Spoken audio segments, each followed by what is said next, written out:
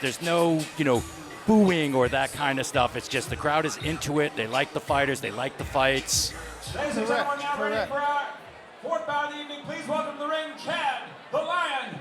Oh, here we go. Speaking right. of the birthday guy, the guy, Chad Leoncello from my hometown, Providence, Rhode Island. Oh, here we go. Providence. He's fighting Mr. Harold Roy, which is Harold Roy's birthday. But these are heavyweights. Harold Roy weighed in at 244 pounds. Okay. 244. That's big.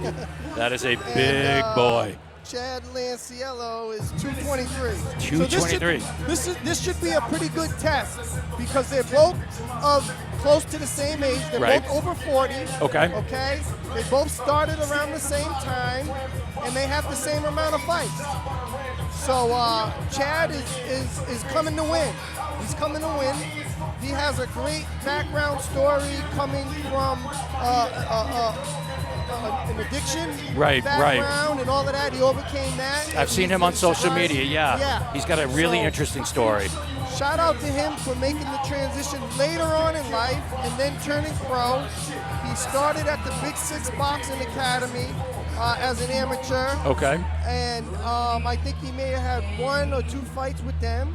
He has a great trainer in his corner now, Mr. Josh Lamar from Bishop's Boxing. Okay. Who was under the tutelage of the great Goody Petronelli at one point. Yes. And the reason I know all this because him and I fought in the Golden Gloves twice. No kidding. Yeah. Do you want to tell who won? I won, of course. Good. That's why I'm on this side now, and he's still training, I guess. I don't know. But yeah, he was a great, tough fighter. Put up a great fight, never quit. Right. And he was young, and I was young as well. But I was an outstanding. I was very experienced, and I was at the point where guys would drop out of my weight class, or they would go up or go down because they knew the outcome. And he never did that. He fought, and he said, "I don't care who you are, what your name is, how strong," and he fought, and I tried to knock him out both times, and he did it. He did it. We've been in the amateurs. We've been having an issue like that in the women's 132 pound because there's a couple of women that no one wants to fight, and they just keep either losing weight or gaining weight. Okay. Well, that's because the competition could be stiff, and it's. If you have inexperience versus someone who has 80 fights and you got 12, Ladies and gentlemen, your fourth bout of the evening is scheduled for 4 rounds in the heavyweight division. Harold is a big gentleman. And Chad is too. These guys are big guys, big heavyweights. 244 pounds. 223 pounds. Introducing first, that is just the blue corner to my big. right. He's wearing white with tassels and pink. And weighs in a trim and ready. It looks like a warrior. 223 pounds. Yeah. Tonight is his fifth Looks fight calm, fight. looks ready, Comes to us from looks focused. The City of Champions, Brockton, Massachusetts. And he also has Mr. Dave Keefe in his corner as well. I didn't know that. Now, I'm not familiar with Dave Keefe. Dave Keefe has been around for over 30 years in boxing. Okay. He trained Mr. Demetrius Bubu Andre, world champion. He started him when he was young, brought him all the way up into the Olympics.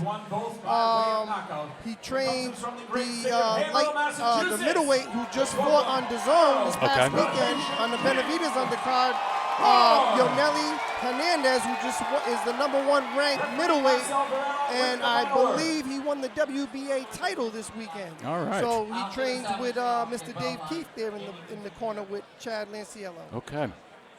And we have Mark Nolan in the corner with the Haitian King, Harold Roy is his nickname. The Haitian King, I like that. He's a complete gentleman, I gotta say. He looks very intimidating. He's very confident. Waves to the crowd.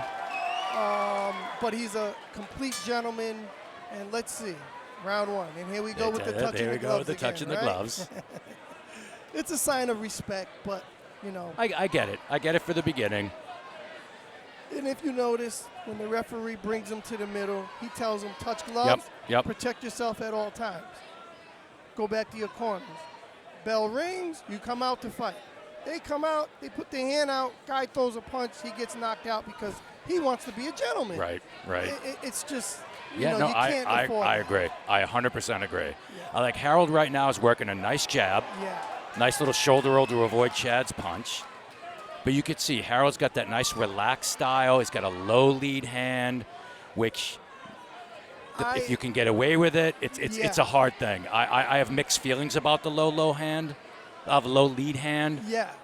But well, the thing is this, is when you're in there as a pro, right, the gloves are a lot smaller. Right. You don't have a headgear on. So it's kind of hard to keep your hands up and block every shot, and you might have a better chance at moving away.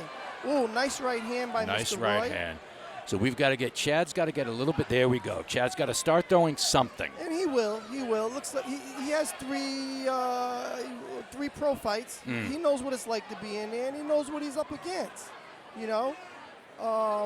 I interviewed Mr. Harold Roy on my podcast, The Voice of New England, Josh Beeman, last week, and he has a lot to prove here, Mr. Roy. Okay.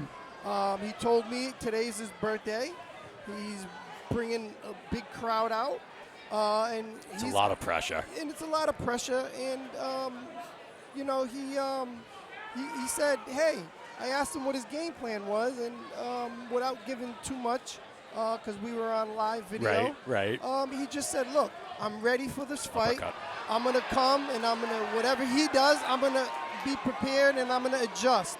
So it looks like he's doing a very good job here, starting off with his jab to set him up with that big right hand he has. And to add to that, he did say he's going for the knockout. So he definitely has. Right now, he has momentum on his side. So you got to be wondering, if you're Chad, what you're thinking right now. Because Harold's starting to feel himself. He's relaxed. He's starting to feel his groove. Starting to get a little playful. Okay. And now Chad's giving a little chin music to remind him, you're in here with a big guy. Yes. Let's not get cute. Too, he's saying. Yeah. I can punch too. I can punch too. Let's not get cute. Right. So and that's what Chad needed to do. Because now you notice Harold's not toying around so much with that lead hand. Correct. He's not pawing, not throwing around that jab. Now he's focused again. Yep. So that was very good moment for Chad right there. So if you were a judge, who would you give it to? I definitely give it to Harold. Okay. Harold definitely won that round. Started off, yeah. The moral victory I give to Chad. Because Chad had that one moment turn things around at the end. You could see how it changed the relationship. Correct. And I was going to add to that, because we have 1, 2, 3, and 4 judges ringside. And there's a lot of controversy that goes on with these decisions sometimes. So one judge is looking at something, and in the beginning of the fight, first minute, 2 minutes, they might be seeing one thing. Right. And to add, Chad did something in the last 15 seconds of that last round. It might persuade the judge to say, hey, I'm going to give it to that guy, because he forgot. Right. He forgot the beginning of the fight. You hate to think that they forget stuff like that, but it does happen. They're human. Right. All right, so we're at the beginning of round number 2. Just saw another local fighter, Josh Alvarado, from the Fall River, New Bedford area, professional fighter in the crowd. And here we start in round 2. And you can see in the beginning of that round, Chad imposed his will onto Harold. He came in, he smothered him, which is smart. You smother the guy who's longer and taller and not let him get the work rate, not let him work. So I like that Chad's in. He's doing a little bit more. He must have had great instructions from the corner. They must have said, hey, you felt him out the first round. Maybe you see he don't have what you maybe was thinking he has. You got to stay close to him and keep him backing up. Here we go. And here he is doing Good tie-up. Smart tie-up.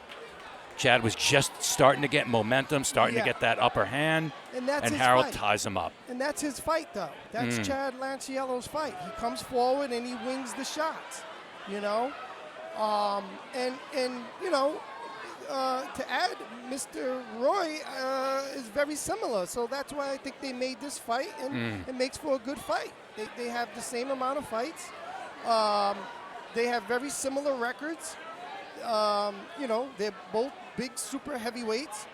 And they're both over the age that you would not expect the fighter to be, right? Yep. So it makes for a great fight here in New England. Nice.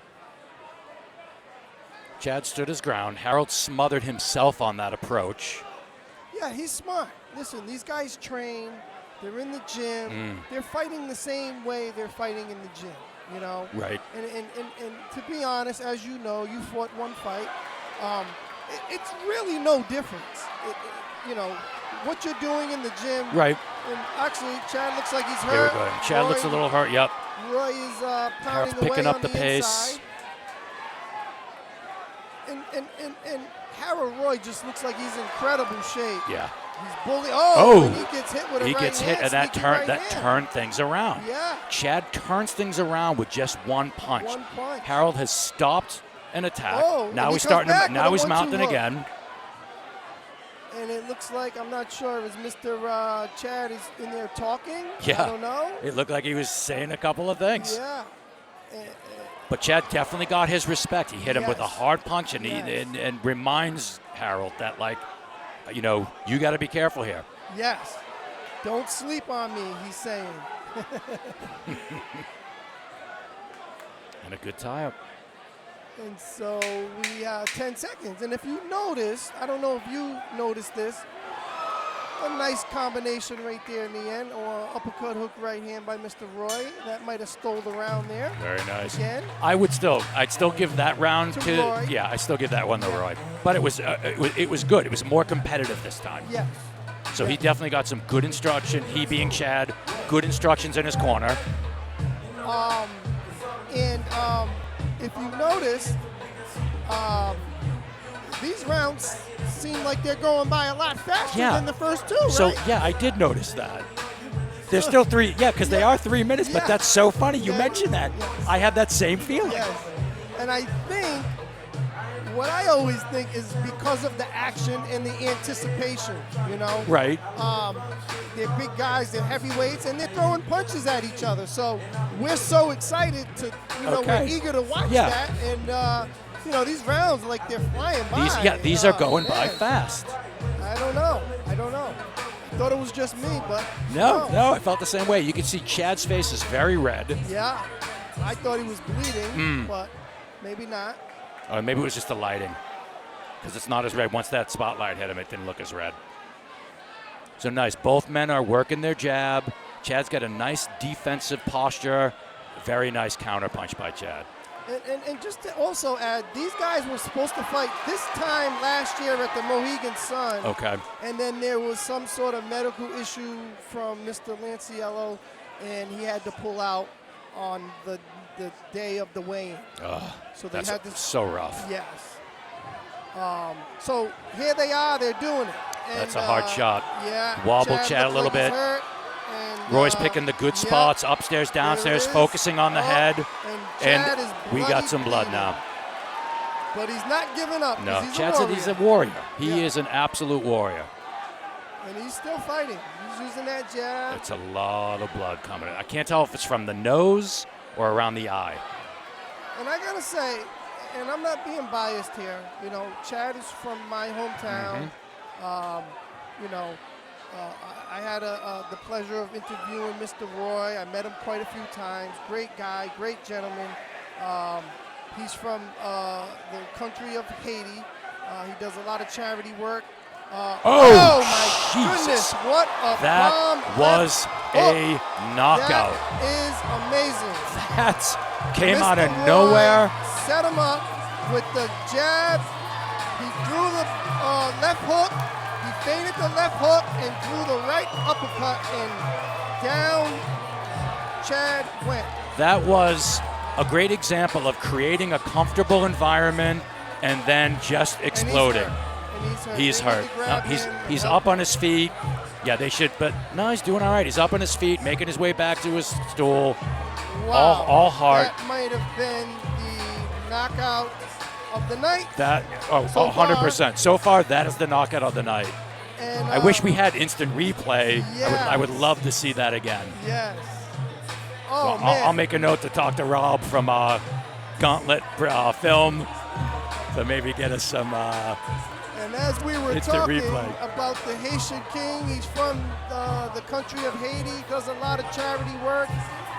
He has a nonprofit called EpiCare where they go and they they help disasters.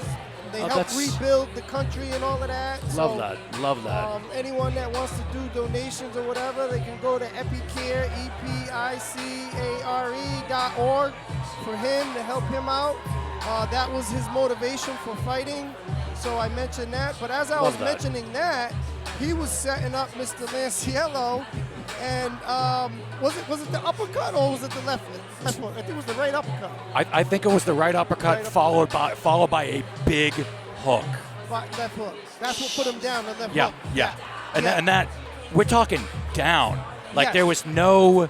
It wasn't like a fall. It just down. Right. He was hurt. Gravity just pulled him to the ground. Yeah. 223 pounds, hit the canvas very hard. I mean, he's up. He's okay. It's exciting to see. That was in some aspects. It might be a little scary, but he's okay. He's okay. That was an incredible knockdown and knockout. And I was just gonna say, as I was saying that, I was gonna give Mr. Roy credit for doing what he said he was gonna do. He was gonna set him up. Point. He was great using point. his jab. He was moving around, and I very impressive for a big guy, 244, to be having that game plan and executing it pretty well. And on his birthday. And he said it. He said it to me last week. He said, "I'm going for the knockout. I don't care." Wow.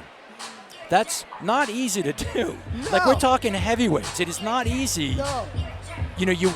We all get caught up in sort of the movies or the romance of boxing, and knockouts are difficult. Yes. And to call out a knockout, and especially against someone like Chad, he's just a big dude with a hard head. So that's just very, very impressive. Very impressive. Ladies and gentlemen, we have the time. 1 minute and 22 seconds of round number 3. Referee Marcel Barella stops this contest. Your winner by knockout to victory, Harold, the Haitian King, Roy. The Haitian King with an incredible victory. Good for him. I gotta say, that was very impressive by him, and it was a little unexpected from my perspective. I wasn't ready for it. I wasn't ready either. I wasn't ready for it. He even got me sucked into just a comfortable environment of just moving, and then out of nowhere. Yeah. And I believe those are his 2 daughters in the ring with him. Oh, that's sweet. Right now. That's very sweet. His birthday was today as well. Here we go, birthday. Happy birthday to our Haitian King, Get Harold the Roy. song going. Good for him. Yeah. Because he mentioned to me,